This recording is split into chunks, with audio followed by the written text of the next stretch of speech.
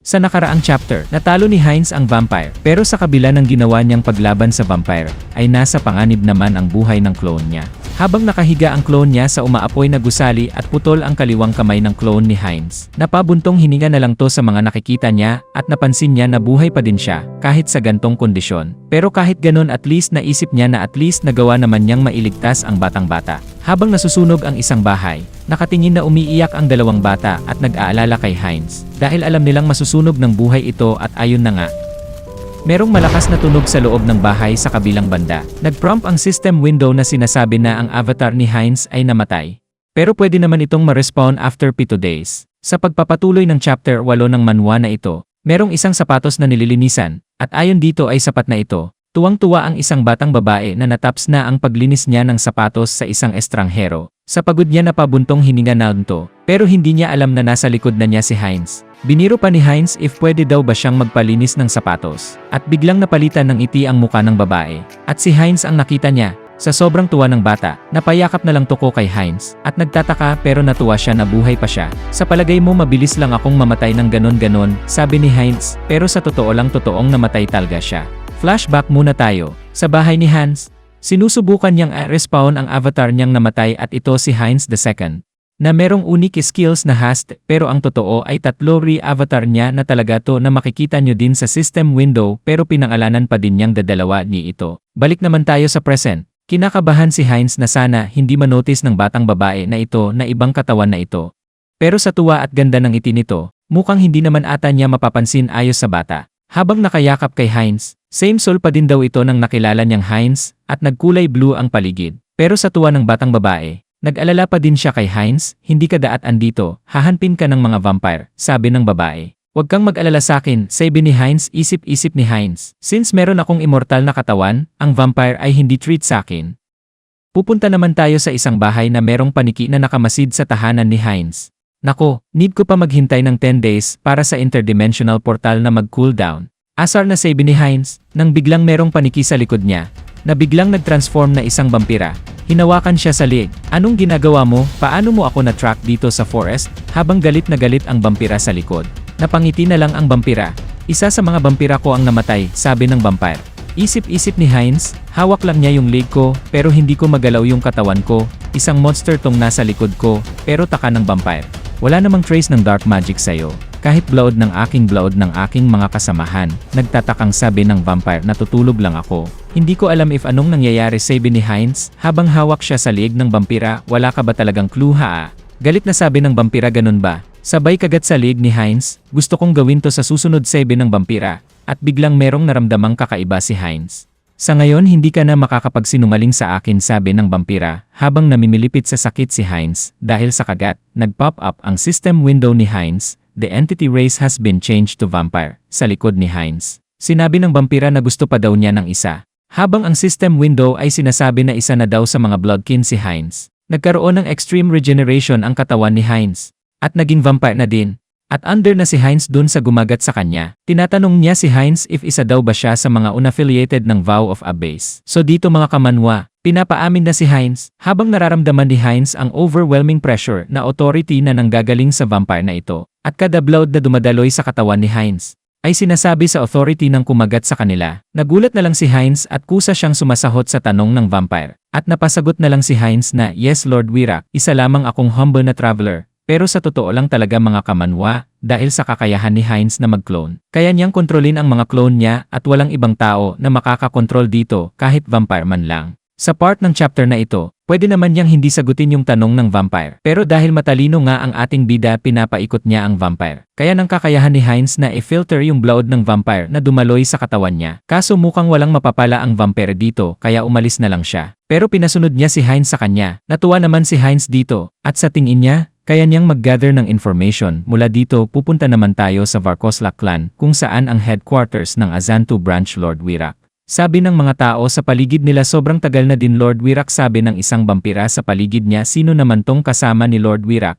Isa ba tong bagong loblood? Mukha siyang kawawang nilalang bulong sa paligid niya yilay the way mga kamanwa. Loblood ang tawag nila sa mga taong nakagat nila. parang networking lang to mga kamanwa, kumbaga mga downline nila yung nakakagat nila. Pero ang tawag nila ay low blood. So back to the video, biglang merong lumabas na babae at sinabi na, "Hey, meron na naman tayong bagong low blood." Sabay hawak sa braso ni Hines, "Ang pangalan ko nga pala ay Rosilica, ikaw anong pangalan mo?" Sabi ng isang vampire, "Sino naman tong lasinggero na to?" Isip-isip ni Hines, "Ako nga pala si Hines." Sambit nito, "Huwag kang mahihiya, parehas lang tayong low blood." Sabi ni Rosilica kay Hines at sabay alok ng fresh blood kay Hines. "Kailangan ko ba talagang inumin to?" sabi ni Hines, pero dahil sa pagpupumilit ni Rosilica, napainom si Hines kahit mukhang kahinahinala ito. At ayun na nga, nagulat si Hines sa epekto ng dugo pag inom niya. Grabe ang epekto ng dugo sa utak niya at alam niyang nakakasuka ang pag-inom ng dugo. Pero nawala sa kanya ang sense of smell at taste. Pero ang epekto ng dugo kay Hines ay kakaiba. Napa-thank you si Hines kay Rosilica. At ayon kay Rosilica, yung mga tipo ni Hines daw ang tipo niyang lalaki. At handa daw siyang kainin ito kung tao lang daw itong si Hines, sabay tawa ng malakas. Pero nagtatakang sabi ni Hines, "Bakit pala tawag niyo sa akin ay low blood? Anong ibig sabihin nun?" At pinaliwanag naman sa kanya ang ibig sabihin nun. Ayon sa kanila, ang low blood ay parang isang rank din daw. Kung sa human society ang low blood daw ay parang knights. Ang pure blood naman katulad ni Lord Wirak na mga noble family. True blood naman ay mga tunay na clan leader o royalty sa term ng mga human. At last merong sacred blood. Ito naman yung mga Diyos na tinuturing nila. Nagtaka si Hines, "God," sabi ni Rosilica, "sila ang ating mga ninuno. Kailangan nating magpasakop sa kanila ng walang kondisyon." Habang nag-uusap yung dalawa, umakyat si Lord Wirak at kinuha ang atensyon ng lahat. Dahil lahat ay andito na, ang fragment ng Immortal King na iniingatan ng Vow of the Abyss ay nawawala. Kumpirmado na huling patungo ito sa lungsod na ito, pero naglaho ito ng walang bakas. Sabi ni Lord Wirak, nagulat ang lahat. Ang makikitaan bagong muka na character na si Ferita na isang pureblood vampires. Tiapol na pureblood vampires habang nakikinig sa sinasabi ni Lord Wirak at ayos sa kanya na posible daw na nasa loob pa daw ng city ito. Nagulat naman si Hines. Tinatanong if ano yung Immortal King's fragment. At ayon kay Rosita, hindi pa din daw niya naririnig ito. Sabi ni Lord Wirak, may ilang madidilim na manggagamot sa kalapit na nayon na pinagyayabong ang fragment ng Immortal King. Biglang naisip ni Hines na, ang tinutukoy nito yung matanda na yon. So ayon pala yung Vow of Abyss na tinutukoy pala ni Lord Wirak. At ayon kay Lord Wirak, simula ngayon, imbestigahan daw ng mga vampire ang areas at pag merong suspicious na mangyayari ay report agad ito sa mga nakakataas. Pupunta naman tayo sa labas. Habang nagrereklamo si Rosita, na di daw siya makapaniwala na lalabas siya oras ng umaga. Napakasakit daw para sa balat niya. At ayon kay Hines, maski din daw siya, hindi makapaniwala na magiging allergic siya sa araw at maski ang mga matataas katulad ng pure blood na si Wirak ay hindi din daw makakatagal sa araw, pero mas hindi makapaniwala si Rosita na ang kanilang fragment daw ay mawawala. Pwede naman daw yung kanilang fragment na lang daw. Nagtaka naman si Hines. Anong sinabi mong ating fragment? Bukod pa ba yun sa Immortal King fragment? Sabi nila, kapag natapos na ng mga Dark Mage ang kanilang pag-cultivate, pinagsasama yung mga fragment namin sa kanila. Sabi ni Rosita, nagulat la Hines at sinabi na ang swerte pa pala niya. Dahil ang pureblood vampire ang nag-isang nagpo-protekta sa nag-isang fragment. Na patanong si Hines na merong gulat kay Rosita. Sabi to, "Alam mo ba kung nasaan ang fragment?" Natawa na lang si Rosita. At ayon sa kanya ay syempre hindi niya alam kung nasaan yon. Isa lamang siyang mababang member. Pumunta naman si Hines sa batang babae na tinulungan niya. At sinabi niya ang nangyari sa kanya, at paano siya napunta sa vampire. At ayon sa batang babae na, feeling daw niya alam niya kung saan yung tinutukoy niya. Nagulat si Hines, at ayon sa batang ito, mukhang alam daw niya yung tinutukoy niyang immortal fragment kung asan daw yun. At napasigaw si Hines sa gulat.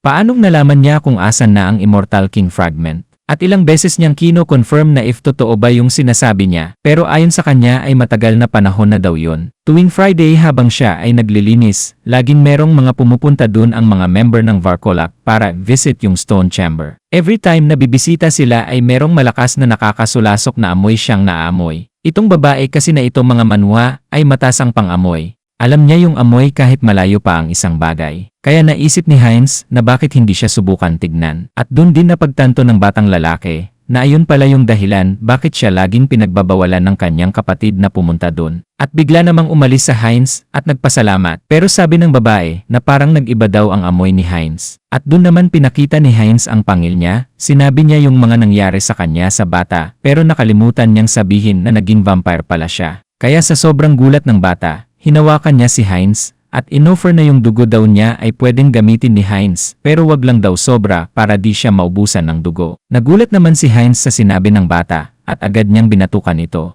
Dahil kung ano-ano daw pinag-isipin nito at sabihin na lang daw niya if saan yung chamber na tinutukoy niya. Dadako naman tayo sa sementeryo, na kung saan ay merong isang vampire na tinatanong ang pagkain niya kung gusto daw ba niyang ay accept ang kanyang kamatayan. If hindi daw, pwede daw siyang makipaglabas sa kanya gamit ng espada. Sa takot ng lalaki para sa kanyang buhay, ay pumayag siyang makipaglaban sa vampire kahit alam naman niyang hindi siya mananalo. At winasiwas niya ang kanyang espada. At gaya nga ng inaasahan, madali lang siyang natalo. Para sa walang awa na vampire, isa na naman daw nakakaboring na pagkain. At sinipsip nito ang dugo nito hanggang sa magmukang zombie ang lalaki. At inutusan ng vampire ang kanyang tauhan para dispose ang pinagkainan niya. At gamitin bilang sacrifice, agad naman tong sinunog ng alagad niya at nagpasalamat pa sa kanyang lord na si Lord Tiapol. Na biglang merong narinig na malakas na katok na ginaglat nila, nang biglang merong isang pulutong ng mga skeleton na tumambad sa kanila. At nagulat silang dalawa, inutusan ni Lord Tiapol ang kanyang mga servant na sumugod at talunin ang pulutong ng mga skeleton. Ngunit hindi nila kaya to, dahil na din sa lakas ng aura na nilabas nito. Sino ka, sabi ni Lord Tiapol? Magpakita ka, paano mo nalaman ang lugar na ito? At isang skeleton ang naglabas ng blue na aura at sinugod si Lord Tiapol. Nakipaglaban siya sa mga skeleton, at yung iba at natalo nga, pero gaya ng inaasahan ito ay mga undead na skeleton. At ayon kay skeleton na Heinz, isa lang daw tong mga school niya, at mas gusto daw niyang makita niya itong gagawin niya. Napasimangot si Lord Tiapol habang merong parating sa kanya na isang pag-atake. Habang naghahanda siya, isang skeleton ang humawak sa kamay at hita niya. Isa malakas na sigaw ang bumungad sa kanya. At tumalon at tinapos ang mga skeleton. Ito sa Heinz the Tatlori. Nagulat si Lord Tiapol na merong reinforcement nung araw na yon. Tuwang-tuwa si Lord Tiapol at isa daw itong perfect timing. Tinanong niya si Heinz if inutusan ba niya yung iba na sumalakay. At malakas na sagot ni Heinz na yes and my lord. Pumunta si Lord Wirak sa pinagyarihan at tinulungan niyang patayin ang mga skeleton sa labas ng chamber. Habang nakikipaglaban si Lord Wirak, inutusan naman ni Lord Tiapol si Heinz na mag-focus lang daw sa pagprotekta sa kanya at pag-support na din. Sobrang lakas daw ng mga skeleton na to, kailangan pa daw ng more time para dumating ang mga reinforcement. Nang biglang kinagat ni Heinz ang likod ni Lord Tiapol. Anong ginagawa mo, low blood? Tanga ka ba? Bakit mo ko kinagat? Nawawala ka na ba sa katinuan mo? Nang biglang nilabas ni Heinz ang kanyang dark magic, napatanong na lang si Lord Tiapol na kung kasamahan daw ba niya ang mga skeleton na ito. Pero tatanong niya, paano nangyari yun? Paanong nangyari na nagtatrabaho si Heinz kasama ang mga skeleton na to?